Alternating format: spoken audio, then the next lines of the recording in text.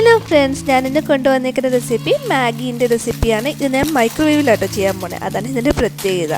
അപ്പം ഞാൻ ഒരു ചെറിയ പാക്കറ്റ് മാഗി എടുത്തിട്ടുണ്ട്. അതിന് നന്നായിട്ട് പൊടിച്ചു കൊടുത്തിട്ടുണ്ട്. അപ്പം നന്നായി ചെറുതായിട്ട് തന്നെ പൊടിക്കുക. കാരണം നമ്മൾ മൈക്രോവേവിൽ ചെയ്യുമ്പം വെള്ളം കൂടെ ആഡ് ചെയ്ത് ചെയ്യുമ്പോൾ സ്പില്ലാവാൻ ചാൻസ് ഉണ്ട്. അപ്പോൾ ചെറുതായിട്ട് പൊടിച്ചു കൊടുക്കുമ്പം നമുക്ക് അത്ര സ്പില്ലേജ് വരില്ല. പിന്നെ അതിൻ്റെ കൂടെ കിട്ടിയ മസാല പാക്കറ്റിൻ്റെ ആ മസാല ഫുൾ ആഡ് ചെയ്തു.